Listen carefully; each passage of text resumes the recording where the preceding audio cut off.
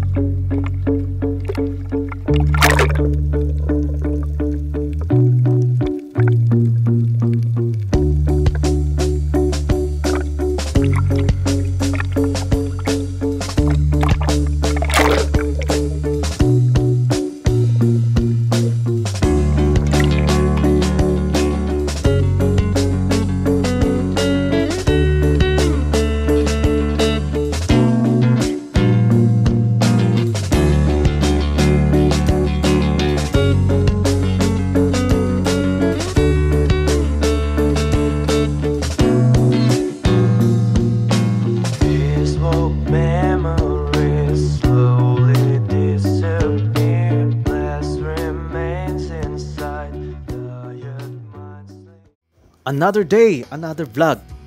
Mga kapalaboy, sa video na to papakita natin ang ating pag-snorkeling malapit sa dating mansyon ni Pacquiao na na-demolish dahil marami siyang nalabag about sa forest, sa pag-preserve ng forest dito sa Boracay. Yan ay ibabahagi, isi-share sa atin ni Bob Marley. Manny Pacquiao was demolished, named Boracay West Coast. It belongs to the forest land. And then that is the first establishment to be demolished to set an example to those investors who are qualified for demolition. Yun. Yun. Right after it was demolished, the investor really feel they're not really complied with the requirement of 25 plus 5. So right after the demolition, nobody among the investors complained. Because they were able to demolish the well-known senator, how much more na hindi kaya mag-demolish yung kanila. Lang wala to. Ayun pala. Hindi nag-contest, no? Hindi. Hindi dapat. Nanalo nga daw ako. Ha? Nanalo nga daw. Kasi meron sa black team. Yun pala yun.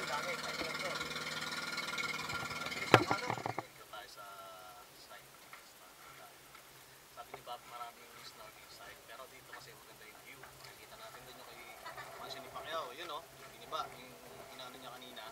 Yung binigyan tayo ng trivia, no? You can see the stretch of the entire front beach, which is 7 kilometers point to point. Yung pakita natin and sa 4 kilometers walkable area. Yun ang tinutuloy.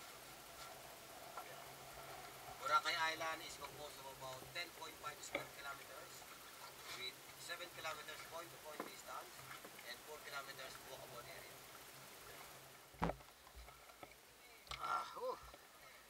Oh, sarap!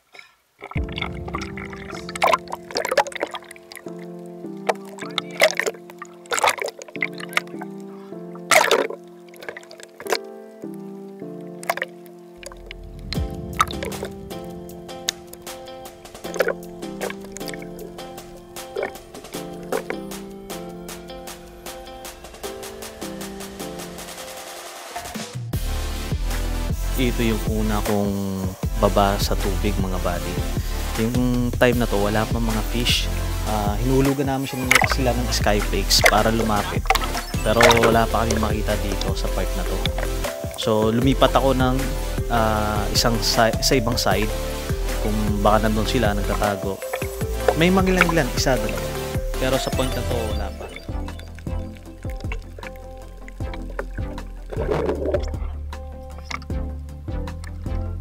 Ay to, tinry ko ulit na maghanap ng mga isda, baka may masakaling may makita tayo. Bumaba na rin yung dalawang kong boss, si Madam at saka si Boss Cloudy. Kapit na kapit niya si Boss Cloudy sa nanay niya. Takot na takot sa tubig. Ayan. Mahirap talaga mag-swimming pag naka-life vest. Naano lang ako na hindi magsuot ng life vest, baka kasi matangay ng alon yung aking action cam. Ayun na mga buddy, may mga fish na.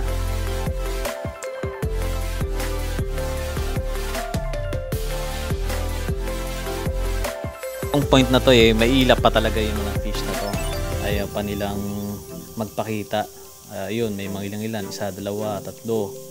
So mabibilang mo lang sila mga buddy. Ayun, parang kapatid yata ni Nemo yun o pinsan Ang ganda ng ilalim ng dagat mga buddy. Pero mamaya papakita ko sa inyo, subaybayan nyo lang. Lilipat tayo ng ibang part ng dagat na mas maraming fish. Kasi dito mangilan-ngilan lang. Sabi kasi ni Bob Marley, kahit daw maliliit na fish dito ay hinuhuli dahil na after ma-rehabilitate, nagkaroon ng pandemic, nagkaroon ng crisis.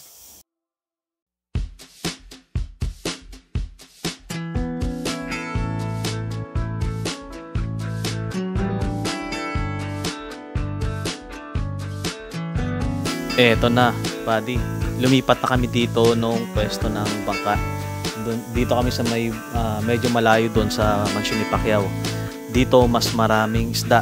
Malapit to sa may crocodile na parang isang nag-form na bato na crocodile. Kaya tinawag nilang Crocodile Island. Ayan mga buddy Ang daming isda niyan. Iba-ibang klaseng mga isda. Napakaganda mga buddy. Talagang tuwan-tuwa kami ni Madam dito sa daming isda. Lumapit. Wow, sarap. Talagang relaxing. Napakalakas ng current niyan mga buddy, no? Kung nasa ibabaw ko ng tubig, napakalakas ng alon. Tsaka yung current dyan sa ilalim ng tubig. So talagang humawak ako sa lubid. Kung nakita nyo yung movements ng mga fish dahil sa current talagang malakas. Napakayaman talaga ng likas na yaman ng ating bansang Pilipinas mga buddy. Napakaganda ng ating karagatan, kaya talagang dapat natin pagkaingatan ito. Sana yung mga nagtatapon ng basura, gumagamit ng mga pinagbabawal na sa pag-fishing, sana tigilan naman nila, no? Makipag-cooperate sila sa mga nagpo-promote ng pag-preserve ng ating likas na yaman sa ating pagpapaganda sa ating karagatan. Napaka mapalad tayo mga buddy, hindi katulad sa ibang lugar wala silang ganyan na makikita, pero tayo talagang napakayaman ng ating likas na yaman. Ang ganda ng ating lugar. Hindi mo na kailangang pumunta na ibang bansa. Sa Pilipinas pa lang talagang solve na ang mata mo sa makikita ng magagandang likha ng ating puong may kapal na nasa taas. Kaya mga buddy, enjoy natin yung life, no? Huwag tayong maging maramot sa ating kasiyahan.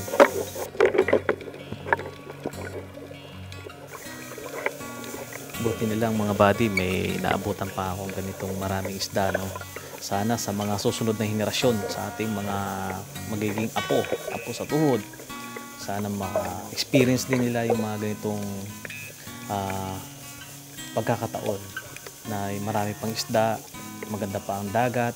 Kaya ngayon na-realize ko kung gaano ka importante ang hindi pagtapon ng basura kung saan. Mukhang nagwapuhan yata sa akin buddy yung mga isda. Ayaw nila akong lubayan, ayaw nila akong tigilan, ayaw lang lumayo sa akin. Siguro binabantayan din nila ako. Baka kasi iniisip nila, ay hindi pala tumaron lumangoy, may bisita tayo.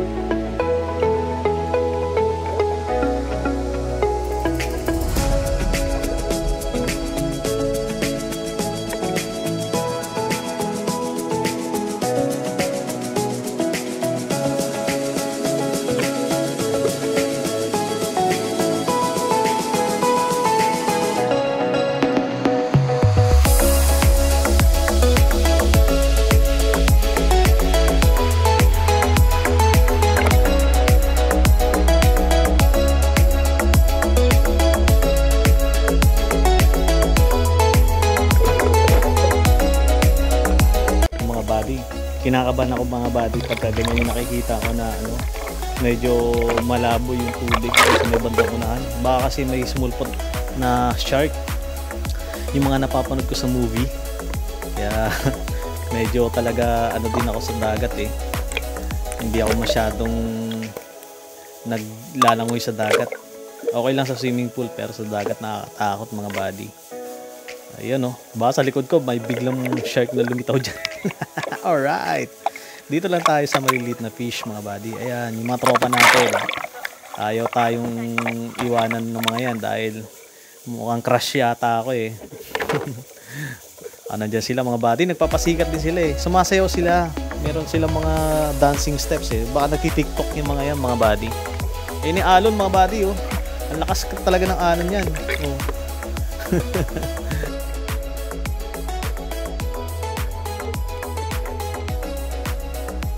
Ayun na mga buddy, unti-unti na silang umaalis.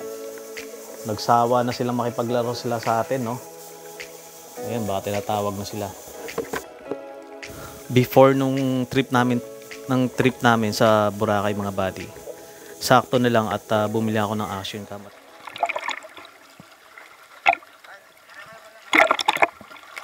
Salamat po sa nanood ng ating videos. So hanggang sa muli.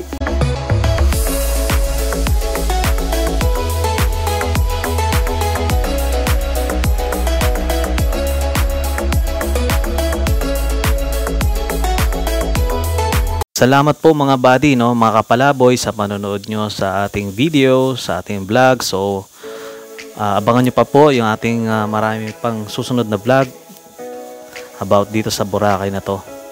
Kung papaano sila mamuhay, kung papaano na ngayon ang buhay sa Boracay after ma-rehabilitate, and then yung ongoing pa rin na COVID-19 dito. The wave is high in Lamban. So tourists coming from Katiglan Airport will go here, Tawid Port, and cross to Tampisakan Port. Okay. So ito pala yun. Hindi maganda panahon. Ito So, alternative.